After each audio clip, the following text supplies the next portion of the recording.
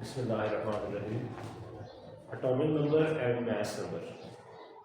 Atomic number को हम इस तरह से डिफाइन करते हैं कि किसी भी एटम के न्यूक्लियस में मौजूद प्रोटॉन्स की तादाद। न्यूक्लियस क्या चीज़ होती है?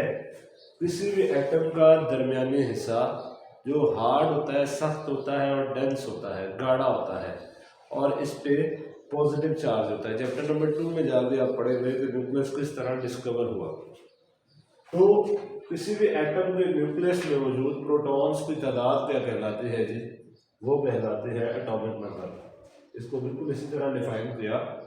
Number of protons in the nucleus of an atom is called atomic number. Number of protons present in the nucleus of an atom is called atomic number.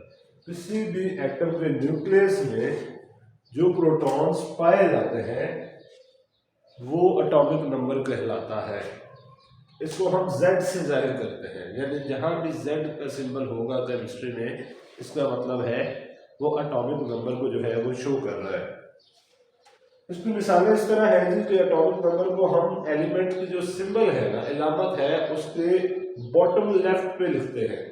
Bottom left पे, नीचे वाली side पे, और बाएं हाथ पे नीचे वाली साइड पे। जैसे सोडियम का एटॉमिक नंबर 11 है, तो इसका मतलब है इसमें 11 प्रोटॉन पाए जाते हैं। कार्बन का एटॉमिक नंबर 6 है, जिसका मतलब है इसके न्यूक्लियस में 6 प्रोटॉन पाए जाते हैं। इसी तरह ऑक्सीजन में 8 और हाइड्रोजन में 1। ये सारे एटॉमिक नंबर हैं और हमें पता है एटॉमिक नंबर क्या होता है जी? Number of protons. अब दूसरे नंबर पे है जी मास नंबर। मास नंबर क्या है कि एटॉमिक नंबर के साथ साथ, प्रोटॉन्स के साथ साथ न्यूक्लियस में एक चीज और पाई जाती है जिसे हम न्यूट्रॉन्स कहते हैं। तो प्रोटॉन्स और न्यूट्रॉन्स की तादाद को जब ऐड किया जाता है, जमा किया जाता है, तो हमारे पास मास नंबर आता है। इसकी डेफिनेशन ये है, the sum of number of protons and neutrons in the nucleus of an atom is called mass number. जैसे कि मैंने अभी आपको बताया, किसी भी एटम में न्यूक्लियस में प्रोटॉन्स और न्यूट्रॉन्स की तादाद को जब मिला दिया जाता है, जब जमा कर दिया जाता है, तो हमारे पास मास नंबर आता है। इसको हम ए से जाहिर करते हैं, बिल्कुल उसी तरह जिस तरह हम एटॉमिक नंबर को Z से जाहिर करते थे, तो इसे हम ए से जाहिर करते हैं। और इसे हम कैलकुलेट किस तरह करते हैं, इसे हम किस तरह जो है कैलकुलेट करते हैं, वो ये है कि हम ए लिखते हैं Z+m।